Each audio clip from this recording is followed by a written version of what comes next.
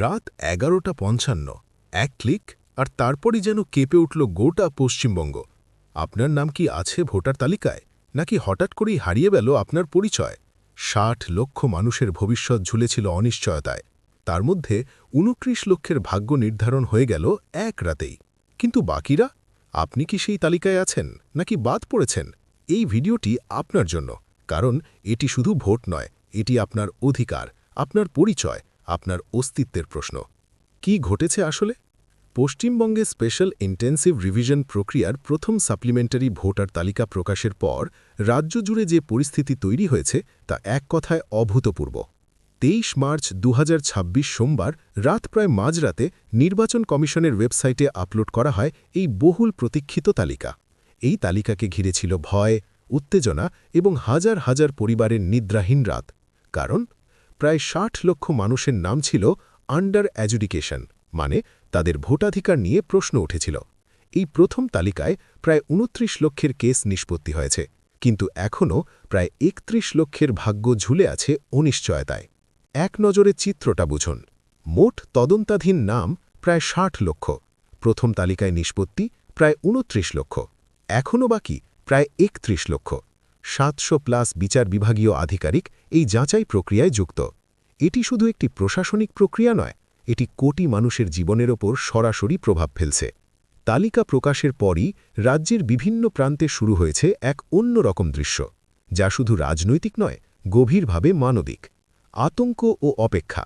মাঝরাত থেকে মানুষ মোবাইল হাতে বসে আছে, আমার নামটা আছে তো? কিন্তু অনেকেই তালিকা খুলতেই পারেননি। সার্ভার ডাউন, ওয়েবসাইট ক্র্যাশ, অস্থিরতা আরও বেড়েছে। পরিচয়ের সংকট। ভোটার কার্ড মানে শুধু ভোট দেওয়া নয়, এটি পরিচয়ের প্রমাণ, নাগরিকত্বের প্রতীক। নাম বাদ পড়া মানে অনেকের কাছে যেন নিজের অস্তিত্ব মুছে যাওয়া। নথির দৌড়ঝাঁপ। গ্রাম থেকে শহর মানুষ পুরনো দলিল, জমির কাগজ, পূর্বপুরুষের প্রমাণ নিয়ে ছুটছেন অফিসে। বিএলও অফিসের সামনে লম্বা লাইন, কারো চোখে জল, কারো মুখে হতাশা। নাম বাদ গেলে কি করবেন? যদি আপনার নাম তালিকায় না থাকে, সব শেষ হয়ে যায়নি, এখনও সুযোগ আছে। প্রথম, আপিল ট্রিবিউনাল। রাজ্যের ২৩ জেলায় ১৯টি বিশেষ ট্রিবিউনাল গঠন করা হয়েছে। এখানে আপনি আপিল করতে পারবেন। আপনার সমস্ত বৈধ নথি জমা দিয়ে নিজের অধিকার পুনরুদ্ধারের চেষ্টা করতে পারেন। ২ নম্বর, অনলাইন এবং অফলাইন কমপ্লেন্ট। ইসিআই এর ওয়েবসাইট বা অ্যাপের মাধ্যমে অভিযোগ জানানো যাবে। অফলাইনে এসডিও বা জেলা নির্বাচন আধিকারিকের কাছেও আবেদন করা যাবে। ৩ নম্বর, ফর্ম ৬। আপনার নাম যদি পুরোপুরি বাদ যায়, তাহলে নতুন করে আবেদন করতে পারবেন ফর্ম ৬ এর মাধ্যমে। তবে সময়সীমা খুব গুরুত্বপূর্ণ। রাজনৈতিক লড়াই তুঙ্গে। এই বিষয়টি এখন শুধুই প্রশাসনিক নয়, এটি একটি রাজনৈতিক যুদ্ধের কেন্দ্রবিন্দু। তৃণমূল কংগ্রেসের অভিযোগ, মুখ্যমন্ত্রী মমতা বন্দ্যোপাধ্যায় দাবি করেছেন এটি একটি পরিকল্পিত ষড়যন্ত্র, বাঙালিদের ভোটাধিকার কেড়ে নেওয়ার চেষ্টা। বিজেপির পাল্টা দাবি, বিজেপি বলছে এটি ভুয়া ভোটার সরানোর প্রক্রিয়া, যা গণতন্ত্রকে পরিষ্কার করার জন্য জরুরি।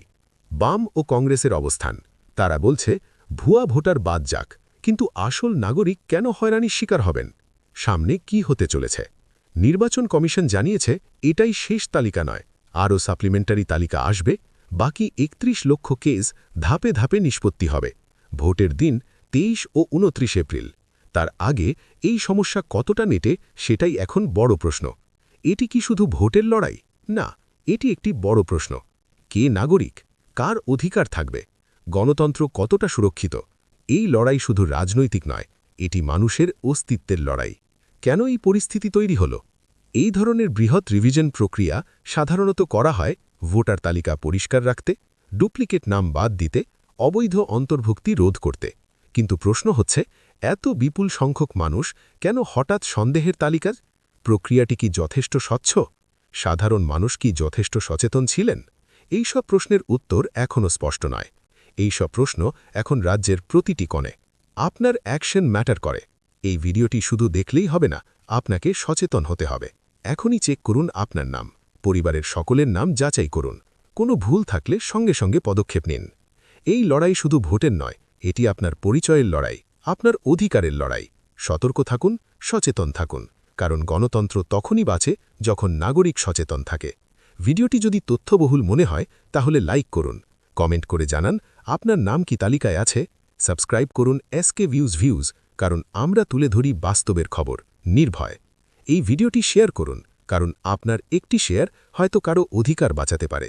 ভোটার তালিকা থেকে নাম মুছে গেলে শুধু একটি নাম হারায় না, হারিয়ে যায় একটি নাগরিকের অস্তিত্ব।